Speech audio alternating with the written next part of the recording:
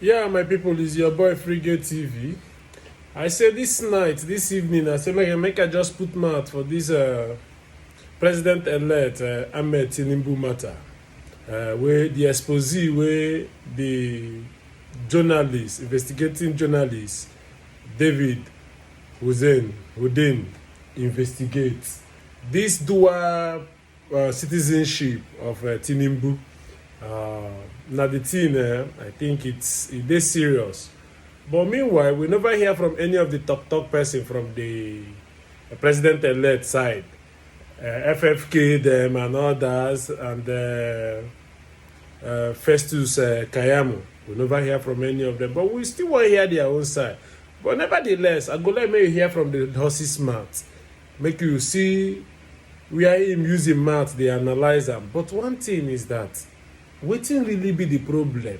Now say this David himself no like the person of Tinubu, or now say him just want make Nigerians really know the true identity or the person behind Ahmed Tinubu. But make you watch, make you hear from the horse's mouth, then we'll come back for analyzer.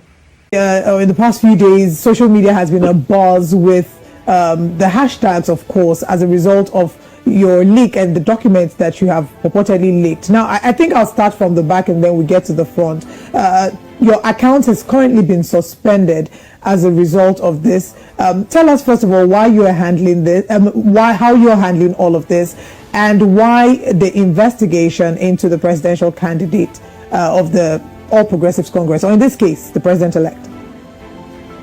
Okay, so let me start from the issue with my account being suspended. It hasn't actually been suspended; it's just been temporarily locked, which is what happens when a certain number of accounts reports a post of yours, and then Twitter automatically responds by locking your account, and then gives you the choice to either delete the content and immediately regain your account, which I can still do if I want, or to go through the appeal process if one believes one hasn't done anything wrong. In this case, I clearly haven't done anything wrong, because according to Twitter's own platform policies, the policy on privacy of information doesn't apply when the subject is a public figure and when the post is done in the public interest, which is what this is. Now, what has happened here is I actually got hold of this document quite a number of months ago. I wasn't able to put it out at the time because there was a fear that it might be traceable back to the source. I was told by the source that I should give a certain period of time before putting this out there, which is why I waited until a few days ago to put this out. And what this document proves, beyond any conclusive shred of doubt, of reasonable doubts, is that the president-elect has in fact committed the crime of perjury, which is lying under oath. Now, on his INEC EC9 declaration, which is essentially sworn affidavit stating one's intention to run for president, there are several questions that are asked on the affidavit. One of them is, have you ever obtained citizenship of another country? And on the INEC EC9 form, he ticked no. Now, this document proves that he has in fact obtained citizenship of at least one other country that we know of, which happens to be Guinea. Now, one can have several theories as to why, in the first place, what he was doing with the Guinean diplomatic passports in the first place, but that's not the issue. The issue is simply that he did not declare this on his EC9 declaration. He told a lie on his sworn declaration, which is the crime, which constitutes the crime of perjury. On the same EC9 form, there are at least on at least three other instances on the form, there are other things which can arguably be constituted as perjury, but this is by far the most obvious one, which is why I think it has elicited the kind of reaction that it has.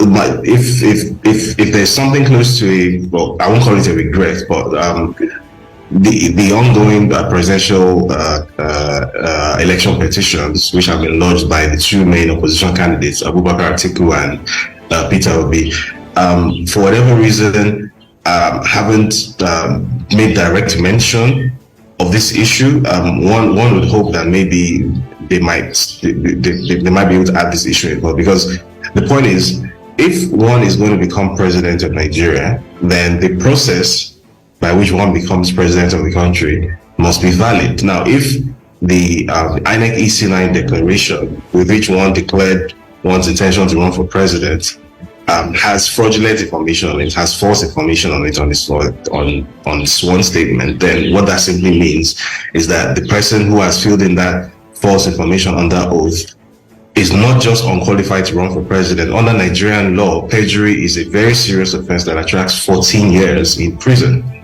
So these are issues that the Nigerian court system must answer.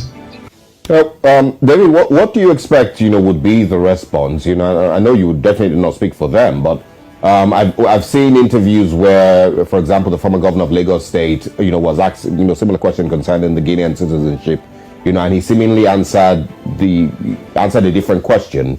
And there's also been some type of distraction between what exactly your points are, which are perjury. Some people have tried to make it he could be disqualified from running from being president-elect, or some of all of that because he has double citizenship or dual citizenship, which of course Constitution clearly states that you cannot have if you're going to be president, some of all of that. So what do you expect will be the response or the outcome of some of all of this? And I'm saying that also because we've seen in the build-up to the elections, before people even went out to vote, that you had put out, other reports, investigative work that didn't seem to deter a lot of Nigerians from whatever decision they were going to make, towards the election. So how do you think this will turn out? The reaction, first of all, from the APC and from, the president-elect's camp, and generally what this would end as? So first of all, I don't expect that there will be a reaction or a direct reaction from the APC. Judging from what the reaction was, in fact, which was to report my Twitter accounts, it seems to me that what the APC is going to do is just stick their fingers in their ears and hope that people stop talking about it and hope that it goes away. Bear in mind that this isn't the first time that I specifically have raised the issue of perjury. I published a story about it in November, which wasn't focused on this particular instance of perjury. But as I said, there were several other instances of perjury on the INEC EC9 declaration. I put forward evidence in that article, for example, that the Chicago State University certificate, which is submitted with its INEC EC9 declaration, was in fact a forgery. And on the INEC EC9 declaration, one of the questions asked is, have you submitted a forged certificate to INEC? It takes no. I presented very compelling evidence that what he submitted to INEC was blatantly a forgery. So after I put the story out in November, there was a very, very, very loud and pointed silence from the camp of the APC because there was simply no defense. And I don't expect this time to be any different. I don't expect them to come out and actually attempt to address this directly because, again, there is simply no defense. It is very cut and dried what has happened here. What I suspect will happen is more people will continue doing what the outgoing Minister of Works did in his most recent TV appearance, where he sort of obfuscated the issue and started sort of raising a related issue, which is more or less a red herring, which is the issue of whether under the Constitution someone with dual nationality is allowed to run for president. The reason I call that a red herring is that there is actually it's a legal gray area. So there is, I believe, Section 38 of the Constitution, which states that someone who is running for president is not allowed to have dual citizenship, except they had that citizenship from birth. That if you obtained citizenship, then you're not allowed to run for president of Nigeria. However, there is case law precedent which states something different, which states that as long as you have Nigerian citizenship, the fact of having dual citizenship does not supersede your right as someone with Nigerian citizenship to run for president. So, which is why I said it's a bit of a red herring, right? Because you can argue back and forth all day, but the real issue for me is the fact that there has been a very, very clear and obvious instance of perjury, something which is clear and obvious even to a legal lay person, that this person has lied in the oath. I mean, you've highlighted that really there's going to be some back and forth as regards Section 28 sub 1 and Section 137 sub 1, and what the court interprets these to mean, as well as the cases that have been established before. Let's talk about you, David.